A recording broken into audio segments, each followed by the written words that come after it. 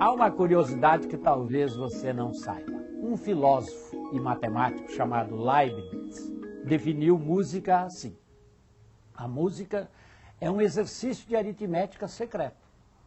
E muitas vezes aquele que a ela se entrega não sabe, não percebe que maneja números. Se nós recuamos, digamos, alguns milhares de anos, talvez vamos encontrar um homem na caverna que pintou lá um bisão, pintou um bicho qualquer. Talvez seja a primeira manifestação da arte. E qual foi a primeira manifestação da ciência? Registra-se como sendo a de Pitágoras, novamente um filósofo e matemático, que por volta do século V a.C., esticou uma corda e viu que ela produzia sons. Depois pegou a quarta parte, a metade, os 3/4 e criou uma escala musical. E novamente falou sobre música e número. Manejando frações, fez música. Não é interessante? O primeiro experimento científico da matemática foi numa arte, a música. Música e matemática, arte e matemática são expressões da beleza que o homem persegue e segue construindo. A música é, sem dúvida nenhuma, a arte mais popular do planeta. Mas o que pouca gente sabe é que por trás de um chorinho ou de uma complexa sinfonia de Villa-Lobos, existem relações matemáticas muito simples que ajudam a formar, ao lado do talento dos homens, o edifício sonoro da nossa música.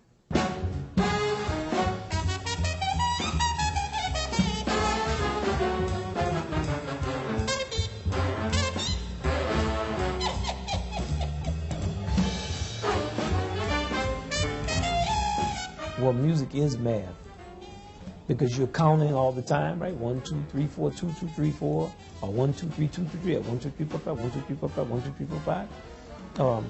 The notes of the scale, each harmony is a frequency, which is mathematics. When they all come together, it's many frequencies. The overtone series, you know, each note has many notes above it, all mathematical formulas.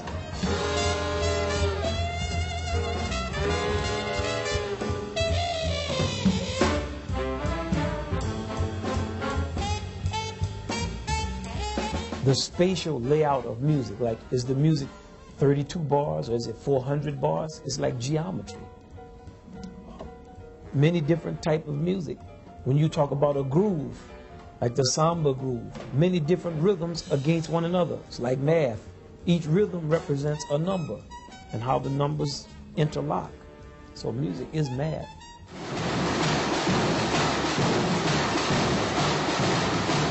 A diferença da bateria para a batucada são padrões. E conforme a execução desses padrões, você muda todo o conteúdo da bateria.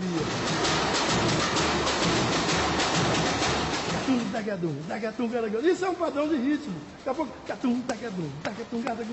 é automático, cabeça, boca.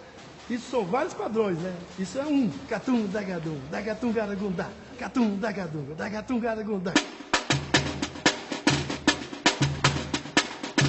Catum, garagadum, catum, garagundá. Catum, dagadá, dagatum, garagundá. A batucada é infinita. A batucada se bate na porta, bate na barriga, bate na mão, bate no pé.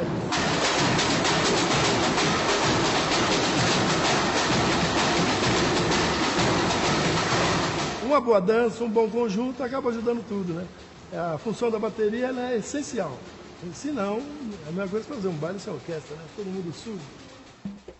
Samba era o nome que se dava às festas que os negros realizavam no Rio de Janeiro no início do século XX.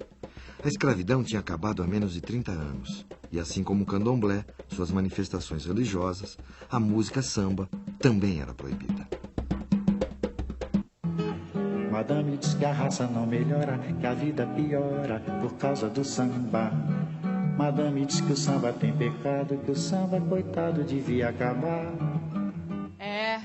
Não é de hoje que músicas rítmicas como o samba, que excitam os nossos sentidos e mexem com as nossas emoções, são perseguidas. Essa história começa há muito tempo, lá na Grécia Antiga. O filósofo e matemático Pitágoras imaginou que as 7 esferas, os planetas que giravam, como se pensava na época, ao redor da Terra, produziam a música das esferas. Essa música não poderia ser ouvida pelos humanos simplesmente porque ela era a própria música da vida, que nós ouvíamos desde o nascimento. Assim como um ferreiro deixa de ouvir o som da sua bigorna, não ouvíamos essa melodia celestial.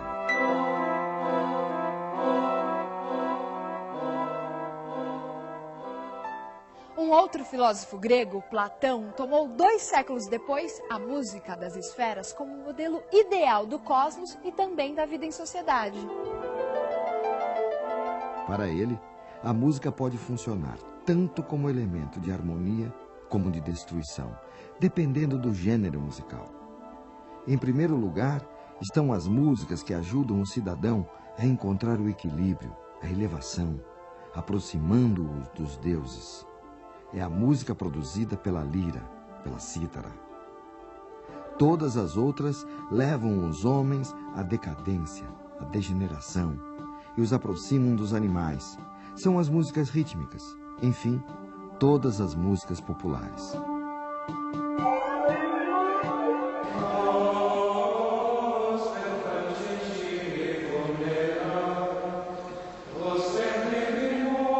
Em linhas gerais, a gente podia dizer que o canto gregoriano, ele antes, acima de tudo, palavra cantada, não é? E não qualquer palavra, palavra de Deus cantada. Todos os textos que o canto gregoriano usa são, via de regra, extraídos ou, diretamente ou inspirados nas Sagradas Escrituras, né? Tanto no Antigo quanto no Novo Testamento.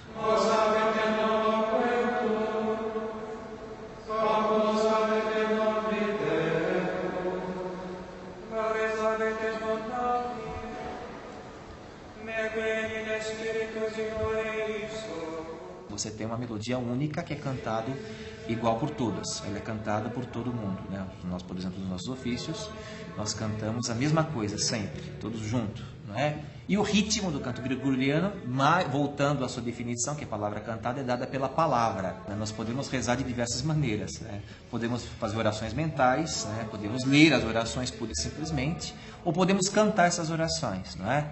Então, nós vemos no canto uma forma mais perfeita, por assim dizer, de orar. O canto gregoriano se esforçava em deixar de fora toda e qualquer possibilidade de ruído ou combinação desagradável aos ouvidos, buscando assim uma suprema harmonia que, pouco a pouco, as vozes dos monges encontravam através do uníssono.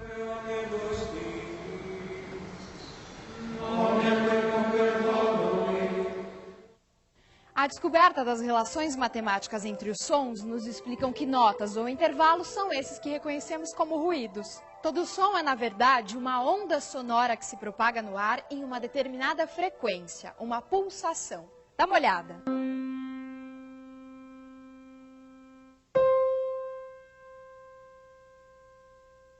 O som produzido pelos nossos passos são uma frequência. 3 passos por segundo. 4 passos por segundo, 5 passos por segundo e assim por diante. Se pudéssemos ouvir 440 passos em 1 segundo, teríamos este som. Esta é a nota Lá. Essa frequência é de 440 Hz, que significa 440 pulsos em 1 segundo. Todas as outras notas musicais são também frequências.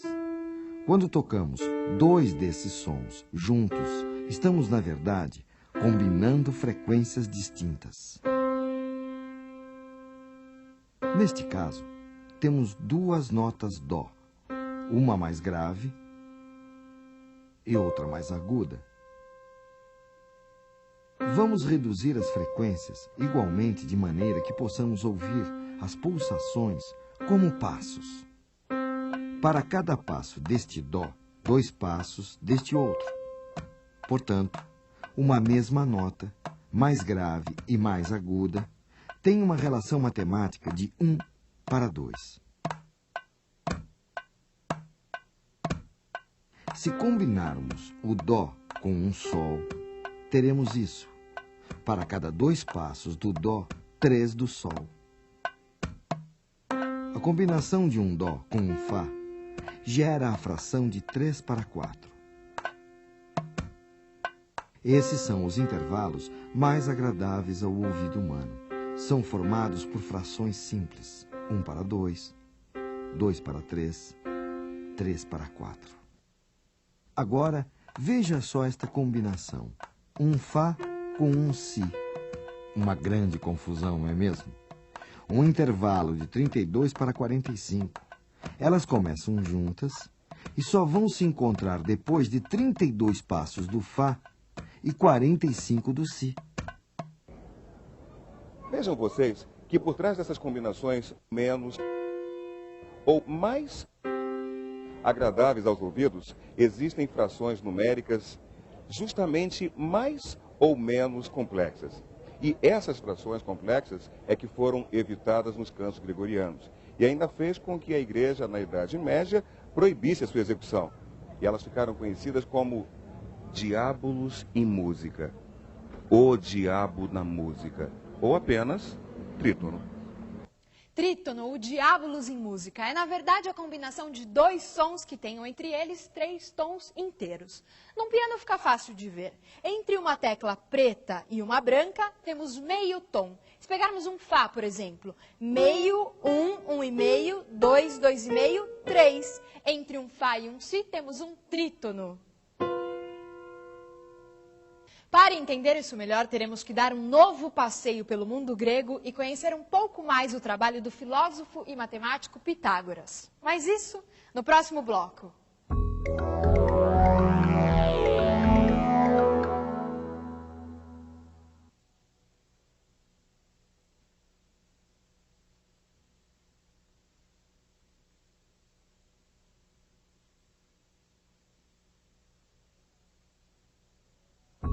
Foi com o instrumento de uma só corda, o monocórdio, que Pitágoras realizou suas experiências. Provavelmente uma das primeiras tentativas de organizar e compreender o espectro sonoro no Ocidente, lá na Grécia Antiga, mais de 500 anos antes do nascimento de Cristo.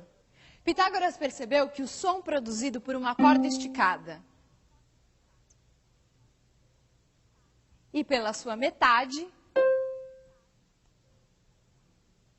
eram reconhecidos pelos nossos ouvidos como sendo o mesmo som, mais grave e mais agudo. É como se ele fosse produzido por um homem.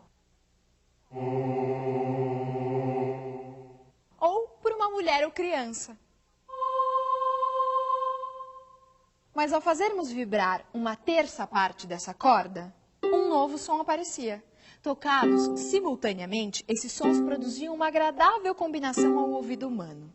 Dividindo sucessivamente essa corda em sua quarta parte, quinta, sexta e assim por diante, Pitágoras foi organizando matematicamente o espectro sonoro e encontrando as relações matemáticas existentes entre os sons das muitas escalas, das mais diversas regiões e épocas da civilização grega.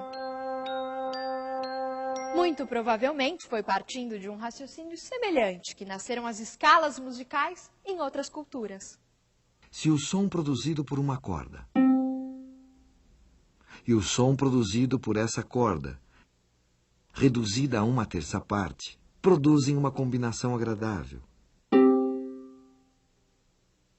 o que aconteceria se, repetindo o mesmo raciocínio, também dividíssemos esta corda que produz esse novo som em 3?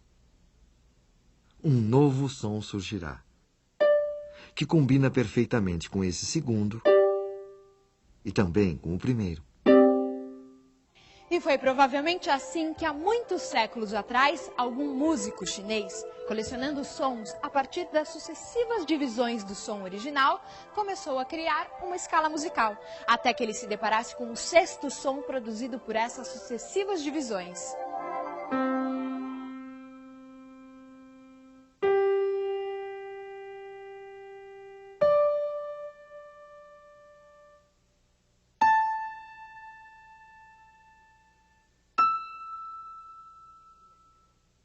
Pela primeira vez, nessa experiência, um som não combinava com o som original.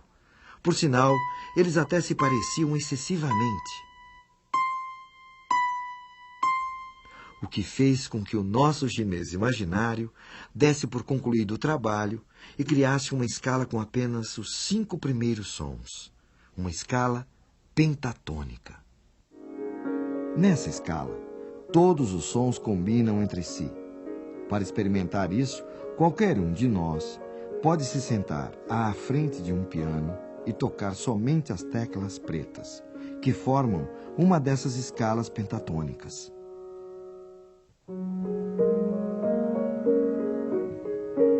A escala pentatônica é a escala da música oriental, especialmente da música chinesa, japonesa e dos hindus.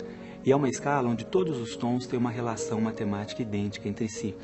E isso provoca um sentimento de harmonia, de igualdade, que é um sentimento também da civilização chinesa, da arte chinesa como um todo.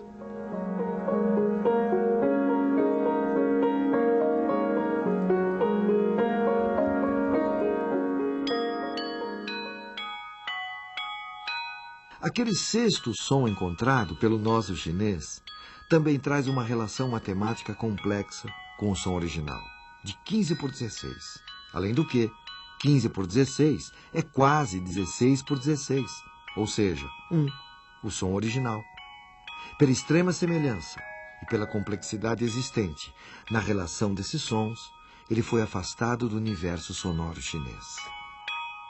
Foi justamente a incorporação dessas combinações de sons que incomodavam o ouvido que deram vida à música tonal, imortalizada pelo compositor Johann Sebastian Bach.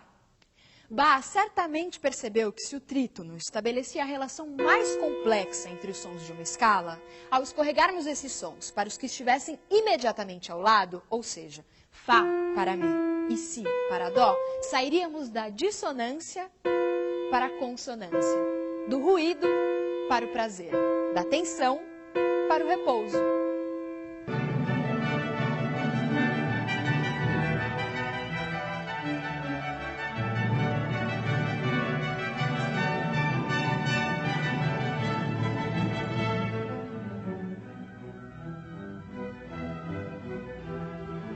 Bach, na prática, procurou unificar todos os conhecimentos que ele obteve a partir dos compositores franceses, italianos e dos alemães, gerando uma espécie de sistema lógico de composição.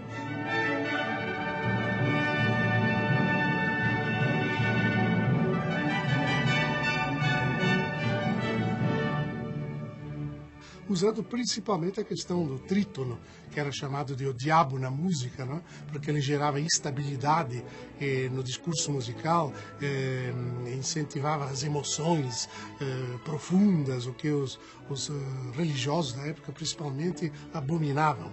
E ele trabalhava com o trítono para gerar instabilidade musical, portanto tensão musical, e com as melodias para gerar a parte estática da música, a parte contemplativa.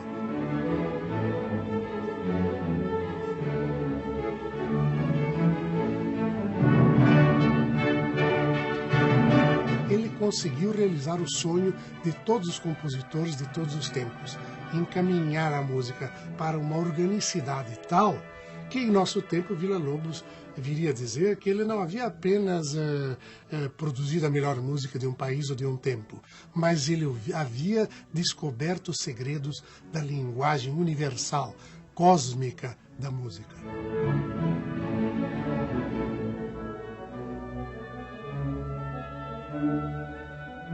Meu caro amigo, eu sempre tenho prazer quando eu faço uma coisa que tem prazer.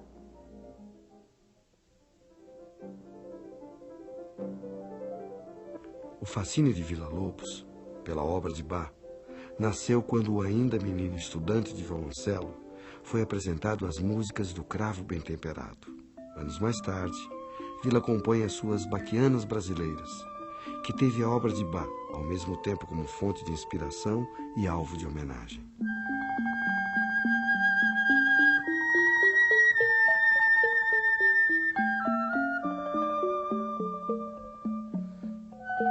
Tão importante quanto a influência dos compositores clássicos foi o gosto de Villa-Lobos pelas modas de violas, cantigas de roda, os cantadores e repentistas que ele ouviu em suas viagens pelo interior do país no início do século XX.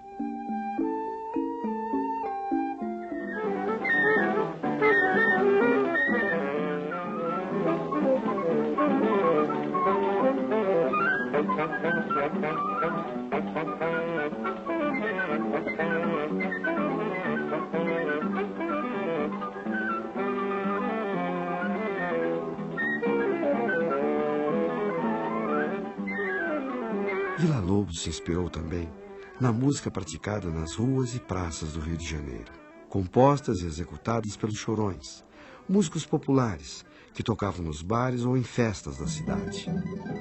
Tal interesse o levou a estudar violão escondido de seus pais, que não aprovavam sua aproximação com os autores daquele gênero, considerado marginal.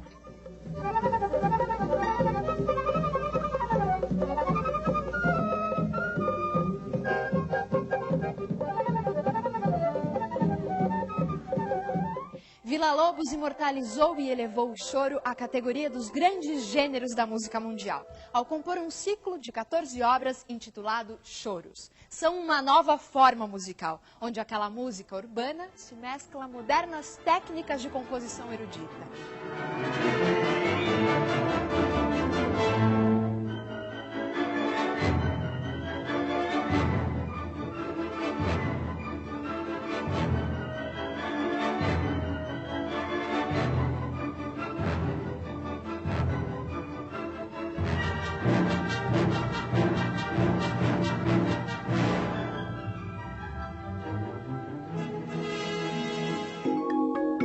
Não sei se você sabia, para Pitágoras, a beleza está associada à simplicidade da representação matemática. Por exemplo, o cubo era para Pitágoras a expressão a 3 dimensões mais bonita que ele podia conceber. Já no plano, o círculo e a sua harmonia era o que havia de mais belo. Ele gostou tanto dessa sua ideia que chegou a dizer: tudo é número. Isto é, ele queria dizer que todas as relações possíveis podiam ser expressas por uma relação matemática. E quanto mais simples fosse essa relação, mais bela seria esta expressão. Realmente, se nós olharmos bem as relações em diversas ciências, elas são tão mais belas quando a expressão matemática que as exprime é simples, singela, objetiva, fácil de entender. Não sei se ele tinha razão em dizer tudo a mim, mas uma coisa nós não temos dúvida. Em se tratando da música, quando fala da harmonia, da beleza, ele andou bem perto.